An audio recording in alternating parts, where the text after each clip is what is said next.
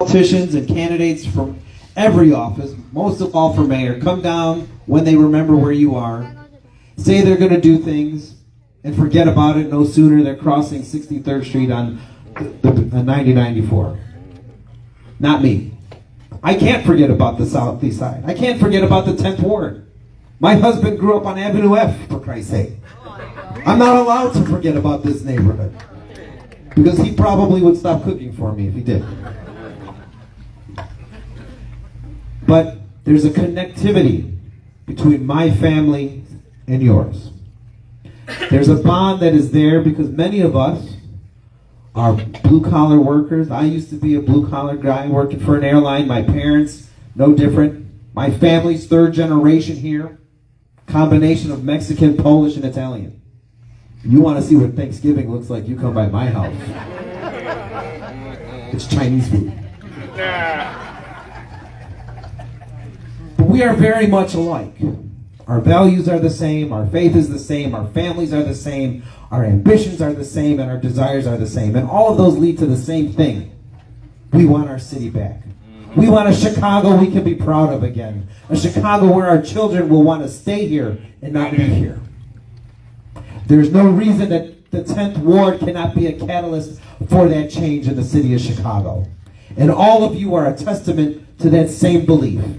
Because for us to be able to fill a room on a Tuesday that's raining cats and dogs outside speaks volumes to your commitment in the 10th Ward to be heard. And each and every one of you owe yourselves a round of applause for standing up and wanting to be counted in making the city of Chicago the best damn city in the world.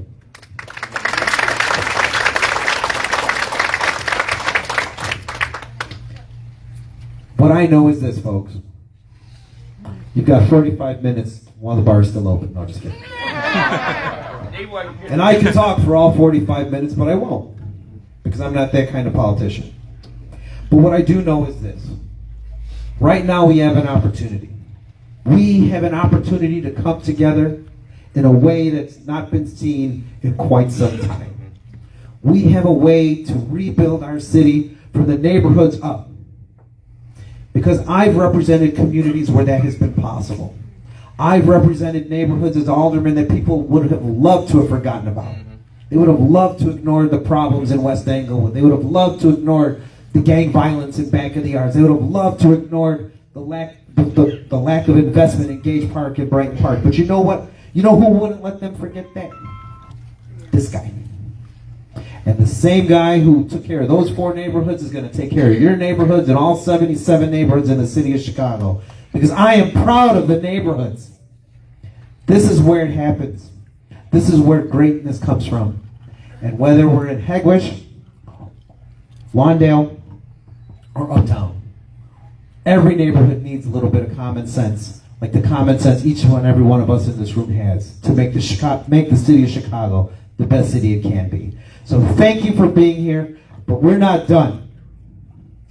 We need to show Lori Lightfoot the door.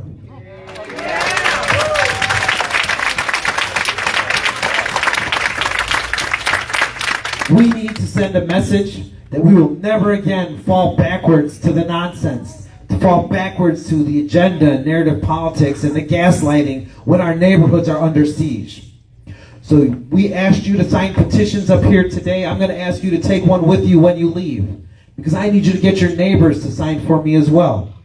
I need you to keep talking, keep walking, and keep moving our campaign forward, because folks, our foot's on the gas, and I'm not letting up until she is out of that office in May of 2020. So if you're with me, let's do it. Thank you, 10th Ward. Thank you, all of you who put this together. I'm sure I'll be here about 6.5 more times, especially when I open the Lopez 2023 campaign office in the 10th Ward, because that's how committed I am to your community and your ward. We will get this done together. Thank you, thank you, thank you, and have a great rest of your night, everybody. Thank you, Mr. Raymond Lopez.